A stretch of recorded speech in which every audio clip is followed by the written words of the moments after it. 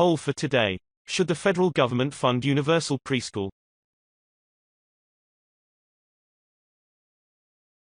Here it is what Obama did at end of presidency should have him arrested immediately.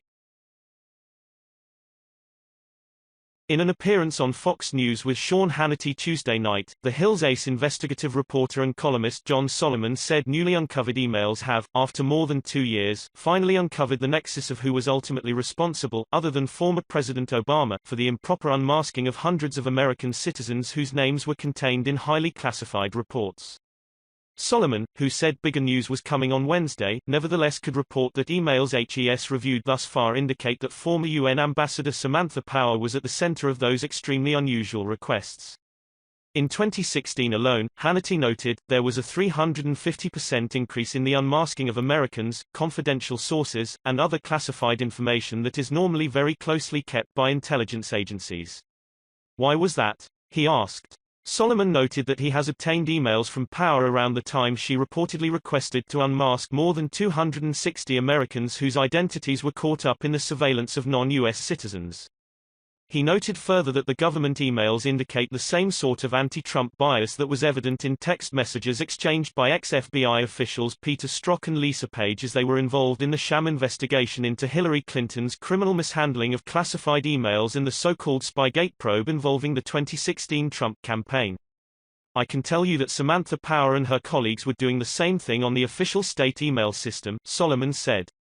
And when you see her tomorrow, what she was saying about Trump at the same time these unmaskings were going on, I am certain it's going to trouble the American public. Power's name has come up a number of times since after POTUS Trump was inaugurated as having been tied to the unmaskings.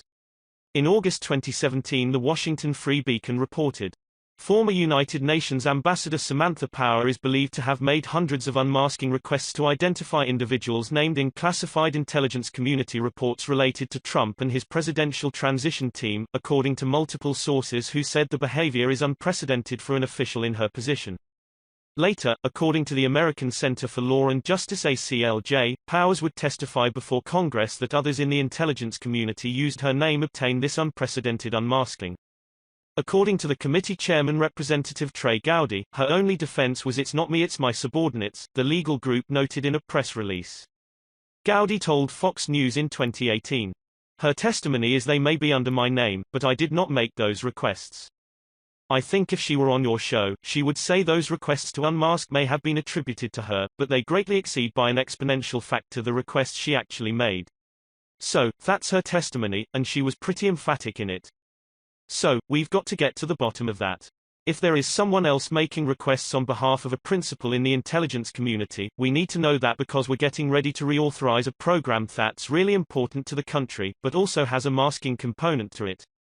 Solomon and Hannity also both noted that Obama signed an order just weeks before he left the White House allowing the sharing of raw data across all 17 intelligence agencies, an unprecedented move that the former administration wanted to get in place before Trump was inaugurated. As for Power, think about this, Solomon noted. The UN ambassador, who doesn't really have an intelligence operation, was unmasking all the time under Obama. And then in the final days of the administration, after 2 years of the intelligence community raising concerns about who should have access to this information, after the Obama administration went to the FISA court and belatedly disclosed hundreds of violations just before the 2016 election, they make the decision that they're going to disseminate sensitive intelligence to more people, not less people, expand the universe of people who can gain it and potentially leak it at the beginning of the Trump administration, Solomon continued. That is the concern, he noted. Watch.